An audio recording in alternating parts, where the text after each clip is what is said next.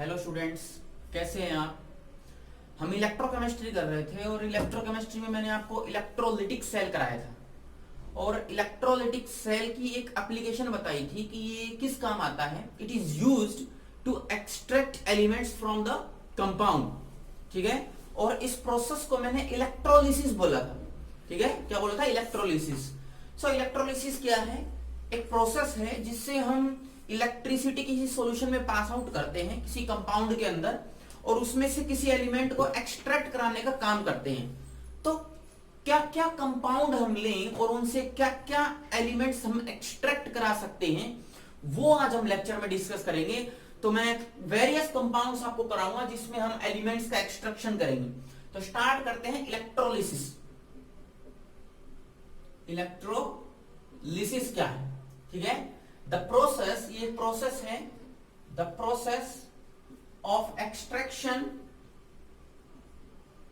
Of elements from compounds by the passage of electricity, by the passage of electricity is known as electrolysis। जैसे देखो, अगर आपके पास water molecule है और water में से आपको हाइड्रोजन और ऑक्सीजन को अलग अलग करना है, तो ये कंपाउंड है, कंपाउंड में से दोनों एलिमेंट्स को मैंने अलग अलग किया है, तो ये जो प्रोसेस है this is known as electrolysis.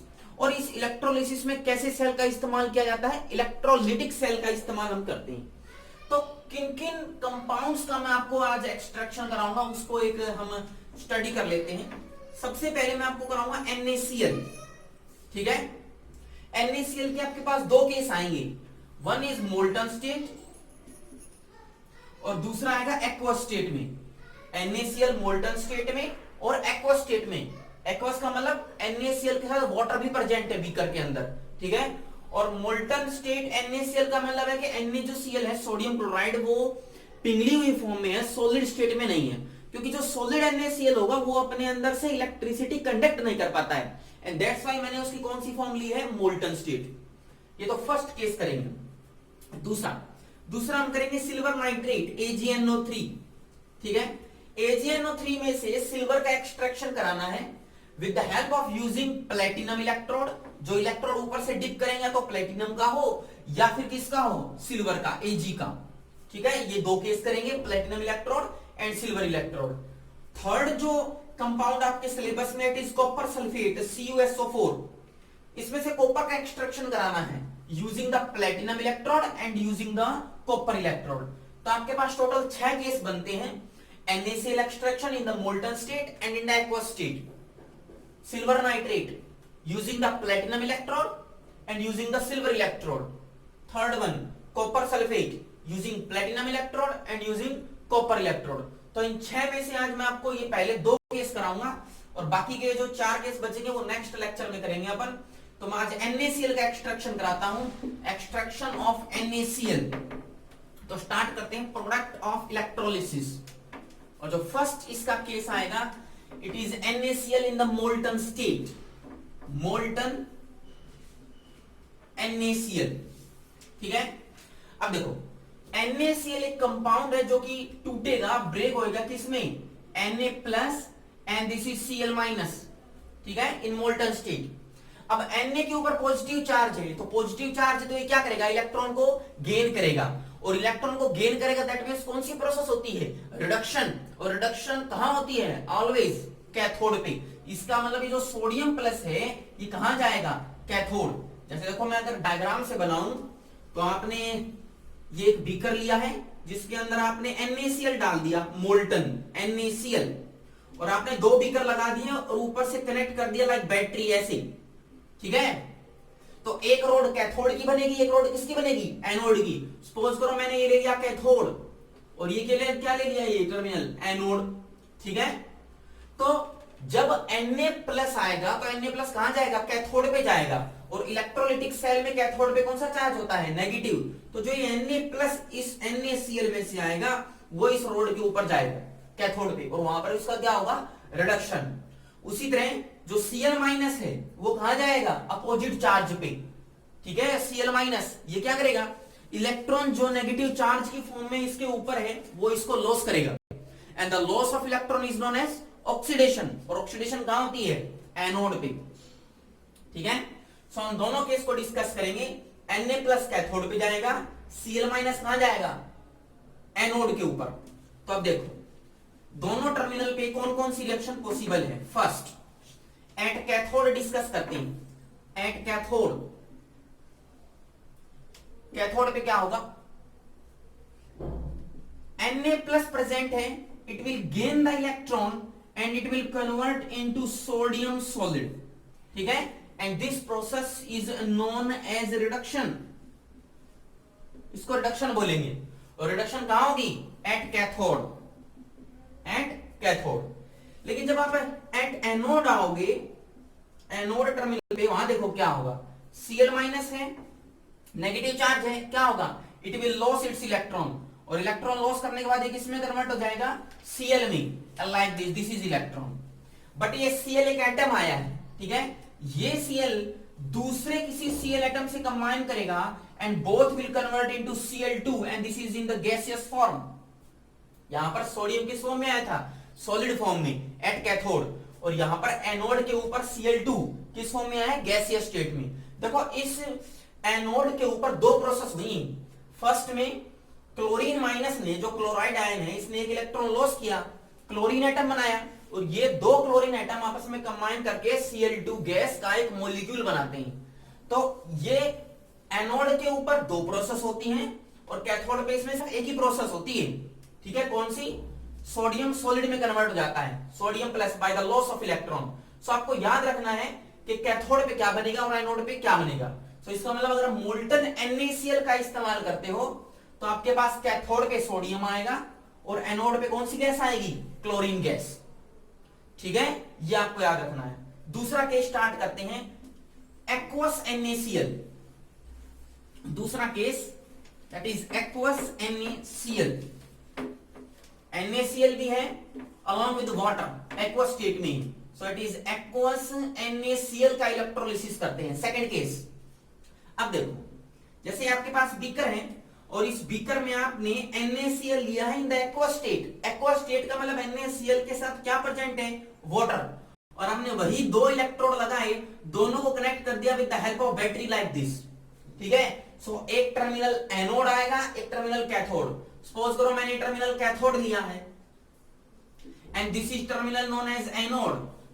ठीक है, कैथोड पे कौन सा चार्ज आएगा, नेगेटिव, क्यों, इलेक्ट्रोलाइटिक सेल है ना इसलिए। एनोड पे कौन सा आएगा, पॉजिटिव। अब देखो तो इस पूरे के पूरे सॉल्यूशन में दो कंपाउंड हो गए, अब NaCl और वाटर। पहले जो मैंने मोल्टन NaCl कराया था उसमें सिर्फ NaCl ही कंपाउंड की फॉर्म में था, वाटर नहीं था। लेकिन यहां पर मैं एक्वस NaCl ले रहा हूं जिसके अंदर आपके पास सोडियम क्लोराइड तो है ही, उसके साथ में वाटर मॉलिक्यूल भी है, तो ये भी इलेक्ट्रिसिटी प्रोवाइड कराने में ब्रेक हो जाएगा। NaCl में से जब इलेक्ट्रिसिटी जाएगी it will break into Na+ and Cl-। Similarly water के अंदर से जब इलेक्ट्रिसिटी जाएगी it will break it into H+ and OH- like this. अब देखो ये दोनों पॉजिटिवली चार्ज स्पीशीज हैं, पॉजिटिवली चार्ज स्पीशीज तो क्या करेंगे, इलेक्ट्रॉन को गेन करेंगे, and the process of gain of electron is known as reduction. और रिडक्शन कहां होती है, ऑलवेज कैथोड पे। दैट मींस ये दोनों कहां जाएंगे, कैथोड, और ये दोनों नेगेटिव चार्ज बच गए, chloride minus ion and this OH- hydroxide ion, ये कहां जाएंगे, एनोड पे। सो आपके पास यहां पर टोटल 4 चार्ज आ गए, 1 2 3 4, जिसमें से 2 कैथोड है और 2 क्या है, एनोड है। तो इन दोनों का इलेक्ट्रोलिसिस हम कराते हैं, कौन सा कहां लिबरेट होगा। तो देखो कैथोड पे देखो क्या होता है। First cathode, eight cathode, cathode पे पहले सोडियम के साथ क्या होगा, Na जो प्लस है it will gain the electron and convert into sodium plus, sorry sodium solid. Sodium plus है, उसने एक इलेक्ट्रॉन गेन किया और वो किसमें कन्वर्ट हो गया, सोडियम सॉलिड में, and this process is known as what, reduction. ठीक है, और जो सोडियम का जो रिडक्शन पोटेंशियल होता है, the reduction potential of sodium that is Na+2Na, reduction potential is -2.71 volt. ये इलेक्ट्रोकेमिकल सीरीज से मैंने लिया है, ठीक है। तो सोडियम का जो रिडक्शन पोटेंशियल होता है इट इज -2.71 वोल्ट। अब हाइड्रोजन के केस में आओ, H plus ion, H plus ion भी क्या करेगा, it will gain the electron and it will convert into H atom like this, ठीक है। और ये प्रोसेस भी कौन सी है, रिडक्शन। तो हाइड्रोजन का रिडक्शन पोटेंशियल कितना आएगा, हाइड्रोजन का जो रिडक्शन पोटेंशियल होता है आपको पता है इज इक्वल टू व्हाट, 0, ठीक है। लेकिन ये प्रोसेस यहां पर रुकेगी नहीं, क्योंकि जो H एटम आया है इट इज अनस्टेबल। क्या होगा, हाइड्रोजन का जो एटम है, दो एटम कंबाइन करेंगे and this will convert into H gas like this. समझ में आ रही है बात। क्या हुआ, सोडियम के केस में एक इलेक्ट्रॉन लिया सोडियम प्लस आयन ने, सोडियम गैस सॉलिड में कन्वर्ट हो गया, उसका रिडक्शन पोटेंशियल आपको पता है -2.71 वोल्ट। हाइड्रोजन के केस में हाइड्रोजन आयन ने एक इलेक्ट्रॉन लिया, हाइड्रोजन में कन्वर्ट हुआ एटम में, बट इट इज अनस्टेबल। क्या होगा, दो हाइड्रोजन के एटम मिलेंगे, H2 गैस बना देंगे, लेकिन इसका रिडक्शन पोटेंशियल आपको पता है कितना है, 0। तो देखो ये जो पूरी की पूरी दोनों के केस में आपको जो रिडक्शन पोटेंशियल दी हुई है, किसकी रिडक्शन पोटेंशियल ज्यादा है, इट इज 0, इट इज -2.71। तो 0 और -2.71 में कौन ज्यादा है, दैट इज 0 ज्यादा है। तो मैंने आपको बताया है कि जिसकी रिडक्शन पोटेंशियल ज्यादा होती है उसका क्या होता है, रिडक्शन। तो इन दोनों केस में से किसका रिडक्शन पोटेंशियल ज्यादा है, हाइड्रोजन का। तो रिडक्शन किसकी होगी, किसकी होगी, हाइड्रोजन की। इसका मतलब कैथोड के ऊपर सोडियम का रिडक्शन नहीं होगा, किसका रिडक्शन होगा, हाइड्रोजन का रिडक्शन हो जाएगा। बात समझ में आ रही है। कैथोड पे आपके पास दोनों ही आयन थे, Na+ और H प्लस आयन, लेकिन जो सोडियम का रिडक्शन पोटेंशियल है इट इज वेरी लो, -2.71, ठीक है। बट इन दिस केस जो हाइड्रोजन है उसका रिडक्शन पोटेंशियल इट इज 0। तो जो 0 रिडक्शन पोटेंशियल है उसकी वैल्यू ज्यादा है। तो जिसकी रिडक्शन पोटेंशियल की वैल्यू ज्यादा होती है उसका क्या हो जाता है, रिडक्शन। तो कैथोड पे सोडियम का रिडक्शन ना होकर के किसका हो जाएगा, हाइड्रोजन का। इसका मतलब कैथोड पे कौन सी गैस लिबरेट होगी, हाइड्रोजन। तो यहां पर जो कैथोड है, इस कैथोड पे कौन सी गैस आएगी, हाइड्रोजन। और ये जो सोडियम प्लस है Na+, ये एज इट इज कहा जाएगा सॉल्यूशन के अंदर। तो इस NaCl में से और वाटर में से हाइड्रोजन गैस तो यहां आ गई, और Na++ इस सॉल्यूशन में यहीं पर ही पड़ा रह जाएगा नीचे। बात समझ में आ रही है। इन दोनों के अंदर पोटेंशियल डिफरेंस देखो बहुत ज्यादा है, -2.71 एंड दिस इज 0। तो ये दो प्रोसेस में होती है और ये एक में ही होती है। अब हम यहां पर आते हैं इस केस में, एट एनोड पर क्या होगा। देखो एनोड पे आपके पास दो आयन हैं, दोनों को डिस्कस करते हैं। एट एनोड क्या होगा, आपके पास Cl- भी है। Cl- क्या कर सकता है, it can loss the electron, ठीक है, इलेक्ट्रॉन लॉस कर सकता है और Cl एटम बनाएगा। बट Cl एटम अनस्टेबल है। Cl एटम के कितने एटम आपस में कंबाइन करेंगे, 2, और किसमें कन्वर्ट हो जाएगा, Cl2 में, like this is what process, oxidation. Loss of electron हुआ है तो क्या बोलेंगे, ऑक्सीडेशन। सो इस केस में जो ऑक्सीडेशन पोटेंशियल आएगा, oxidation potential of chlorine, it is equal to -1.36 volt. जो ऑक्सीडेशन पोटेंशियल ऑफ क्लोरीन होता है इट इज -1.36 वोल्ट। वैसे ही दूसरा कौन सा आयन था, OH- आयन। तो आप OH- ion low, it will also loss the electron, किसमें कन्वर्ट होगा, OH में, ठीक है, और एक इलेक्ट्रॉन रिलीज कर देगा। पर ये जो OH- आयन है, इसने जब इलेक्ट्रॉन लॉस किया और OH बनाया तो OH इज अनस्टेबल। क्या होगा, 4 OH will combine with each other to form H2O and oxygen gas like this, ठीक है। 4 OH आपस में कंबाइन करेंगे और वाटर और कौन सी गैस लिबरेट करेंगे, ऑक्सीजन गैस। इसका जो ऑक्सीडेशन पोटेंशियल है इस प्रोसेस का, इट इज इक्वल टू, ये ऊपर वाली प्रोसेस का बता रहा हूं मैं, इसमें भी ऑक्सीडेशन पोटेंशियल ऊपर वाली प्रोसेस का है। ऊपर वाली प्रोसेस का जो ऑक्सीडेशन पोटेंशियल आएगा इट इज -1.23 वोल्ट। अब देखो मैंने क्या किया, एनोड पे Cl- लिया, इसमें से इलेक्ट्रॉन निकाला ऑक्सीडेशन हो गई, इसका ऑक्सीडेशन पोटेंशियल दिया है -1.36 वोल्ट। लेकिन दूसरी प्रोसेस में क्या हुआ कि दो एटम मिल गए और Cl2 बना रहा है, ठीक है। नीचे वाली प्रोसेस देखो, OH माइनस में से एक इलेक्ट्रॉन निकला, इसका ऑक्सीडेशन पोटेंशियल दिया है -1.23 वोल्ट। लेकिन इसके चार आपस में OH कंबाइन करेंगे, वाटर और ऑक्सीजन निकालेंगे। अब आप यहां पर आओ, इन दोनों केस में किसका ऑक्सीडेशन पोटेंशियल ज्यादा है? किसका ज्यादा है? -1.23 वोल्ट, ये ज्यादा है। तो इस प्रोसेस में इन दोनों में से कौन सी प्रोसेस होनी चाहिए? This one. ये प्रोसेस नहीं होनी चाहिए, क्यों? क्योंकि जो ऑक्सीडेशन पोटेंशियल है वो Cl के केस में वो वेरी लो है, -1.36 वोल्ट, और यहां पर कितना है ऑक्सीडेशन पोटेंशियल? -1.23 वोल्ट, ये ज्यादा है। तो जिसका एलिमेंट का ऑक्सीडेशन पोटेंशियल ज्यादा होता है उसका क्या होता है? ऑक्सीडेशन। तो यहां पर किसका ऑक्सीडेशन होना चाहिए? OH माइनस का। मैं कह रहा हूं होना चाहिए, पर होगा नहीं। देखो कैसे, इन दोनों प्रोसेस में जो मैंने आपको कराई है, ये वाली दिस प्रोसेस, इसमें क्या हुआ कि दो एटम आपस में कंबाइन करके Cl2 बना रहे हैं। इस प्रोसेस में जब दो एटम कंबाइन करके Cl2 बनाएंगे तो दोनों एटम्स को कंबाइन कराने के लिए मेरे को बाहर से एनर्जी लगानी पड़ेगी, ठीक है, in the form of voltage, and this voltage is known as over voltage. उसको क्या बोलते हैं? ओवर वोल्टेज बोलते हैं। क्या बोला मैंने? जब दो एटम को आपस में कंबाइन करा करके मॉलिक्यूल बनाते हैं तो उसके लिए बाहर से एनर्जी लगानी पड़ती है in the form of voltage, potential difference, and this voltage is known as over voltage, ठीक है। यहां पर आओ, चार OH आपस में कंबाइन करके ऑक्सीजन मिला रहे हैं, बना रहे हैं। तो यहां पर देखो सिर्फ दो Cl मिलकर के Cl2 बना रहे थे, यहां पर चार OH मिलकर के क्या बनाएंगे? ऑक्सीजन। तो यहां पर चार OH आपस में कंबाइन करेंगे, तो चार OH को कंबाइन कराने के लिए मेरे को ज्यादा एनर्जी लगानी पड़ेगी, ज्यादा पोटेंशियल लगाना पड़ेगा। इसका मतलब यहां पर जो ओवर वोल्टेज आएगा, ओवर वोल्टेज वो क्या आएगा? यहां पर हाई, ठीक है। समझ में आ रही है बात? देखो मैंने क्या किया, दो Cl को एटम को आपस में कंबाइन कराया, क्या बनाया? Cl2। मैं बोल रहा हूं इनको कंबाइन कराने के लिए बाहर से एनर्जी लगानी पड़ेगी, which is known as over voltage. यहां पर भी ओवर वोल्टेज लगाना पड़ेगा, पर यहां पर दो एटम को कंबाइन कराने के लिए ओवर वोल्टेज लगाना पड़ रहा है, यहां पर चार को। तो कहां पर ज्यादा ओवर वोल्टेज ज्यादा लगाना पड़ेगा? OH के केस में पोटेंशियल यहां पर एक्सटर्नल साइड से ज्यादा लगाना पड़ेगा।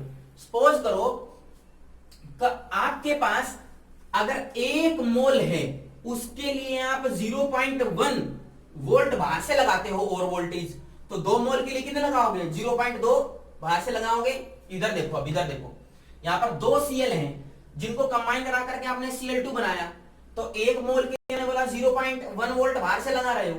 यहां पर 2 के लिए कितने लगाओगे? 0.2 वोल्ट माइनस।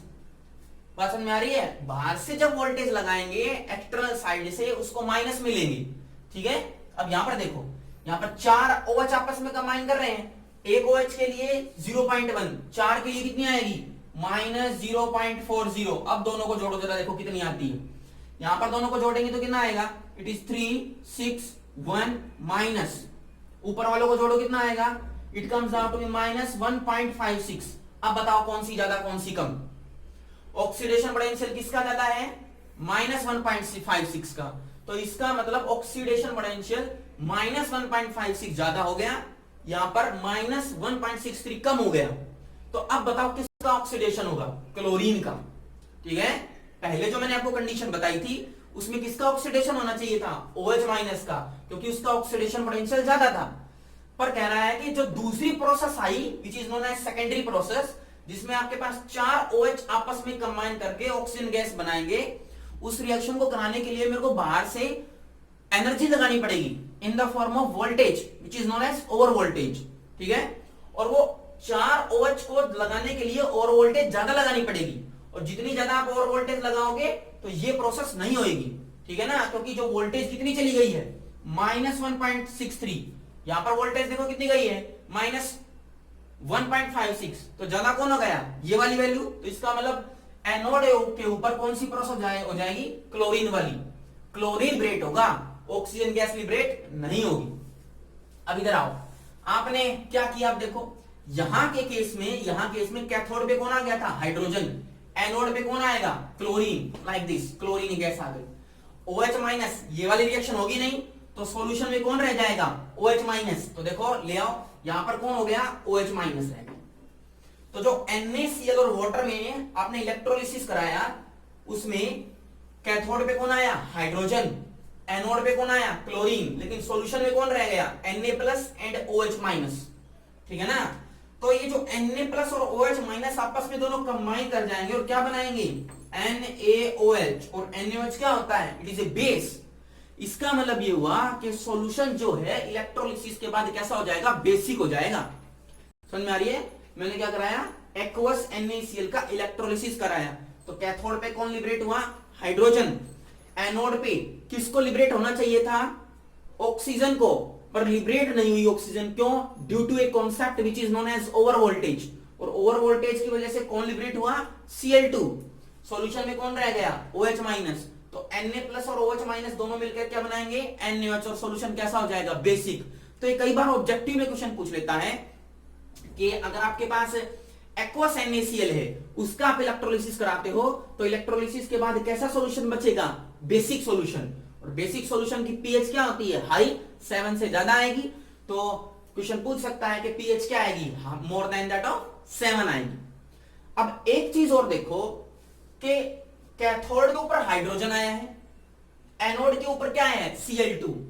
कोई भी एलिमेंट जब इलेक्ट्रोड पे किसी पे डिपॉजिट होता है फ्रॉम दी सॉल्यूशन, तो ये जो प्रोसेस होती है, इस प्रोसेस के लिए एक पर्टिकुलर वोल्टेज चाहिए which is known as discharge voltage, या बोले डिस्चार्ज पोटेंशियल। ठीक है।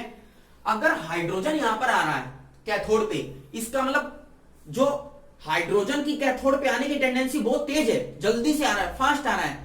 तो जितनी ज्यादा टेंडेंसी होगी कैथोड पे हाइड्रोजन की आने की, उतना ही उसका डिस्चार्ज पोटेंशियल क्या होगा, कम होगा।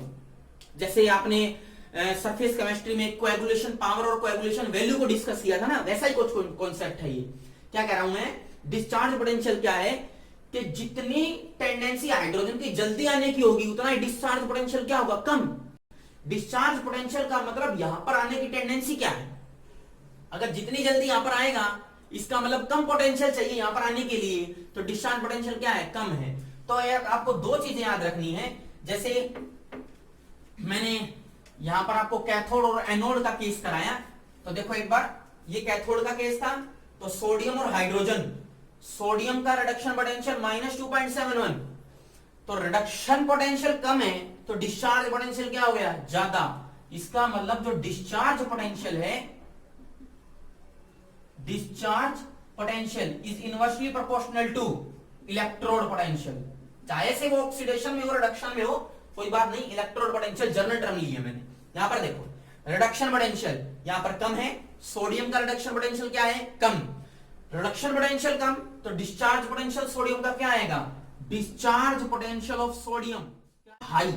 और हाई डिस्चार्ज पोटेंशियल होने की वजह से सोडियम यहां पर नहीं आया, क्योंकि ज्यादा एनर्जी चाहिए। डिस्चार्ज पोटेंशियल का मतलब कितनी एनर्जी चाहिए इस इलेक्ट्रोड पे आने के लिए। डिस्चार्ज पोटेंशियल सोडियम का हाई है, तो यहां पर सोडियम आएगा नहीं, ज्यादा एनर्जी चाहिए। कौन आ गया, Cl आ गया, या फिर मैं बोलूं कि हाइड्रोजन आ गया। यहां पर देखो, जैसे मैंने एक केस कराया हाइड्रोजन के केस में, यहां पर देखो H2, अगर यहां पर रिडक्शन पोटेंशियल 0 है, ज्यादा है, ज्यादा का मतलब डिस्चार्ज पोटेंशियल हाइड्रोजन का क्या आएगा, discharge potential of hydrogen is low, कम है, तो कौन आएगा, सोडियम और हाइड्रोजन में से हाइड्रोजन आएगा। यहां पर देखो कौन आया, हाइड्रोजन। कहने का मतलब डिस्चार्ज पोटेंशियल का मतलब क्या है, वो एक एनर्जी है जिससे मॉलिक्यूल यहां आता है। अगर कम एनर्जी लगानी पड़ेगी यहां आने के लिए, जल्दी से आ जाएगा यहां पर, कहने का मतलब डिस्चार्ज पोटेंशियल क्या है, कम। यहां पर रिडक्शन पोटेंशियल ज्यादा था हाइड्रोजन का, रिडक्शन पोटेंशियल ज्यादा, डिस्चार्ज पोटेंशियल कम, इसका मतलब कम एनर्जी चाहिए यहां पर आने की, और जल्दी से आ गया। देखो समझ में आ रहा है बात। तो आपको दो चीजें याद रखनी है आज के केस में मैंने कराया, एक तो first is known as over voltage and second one is known as discharge potential. Discharge potential is inversely proportional to electrode potential. और जो ओवर वोल्टेज का कॉन्सेप्ट है वो आपको याद रखना है, सेकेंडरी प्रोसेस में काम आएगा। पहली प्रोसेस रिडक्शन हो गई, ऑक्सीडेशन हो गई, कोई बात नहीं। जो सेकंड प्रोसेस है जहां पर एटम आपस में कंबाइन करते हैं और मॉलिक्यूल बनाते हैं, उस प्रोसेस में आपको ओवर वोल्टेज का कॉन्सेप्ट लेना है। यहां पर जो ओवर वोल्टेज आएगा इन दो केसों में, जहां पर आपके पास एटम या मॉलिक्यूल आपस में कंबाइन कर रहे हैं, तो वहां पर आपको और वोल्टेज का कॉन्सेप्ट याद रखना है, ठीक है, कितने मोलिक्यूल या कितने एटम आपस में कंबाइन कर रहे हैं। नेक्स्ट जो बाकी के 4 केस बच गए वो हम लास्ट केस में करेंगे। तब तक के लिए थैंक यू वेरी मच।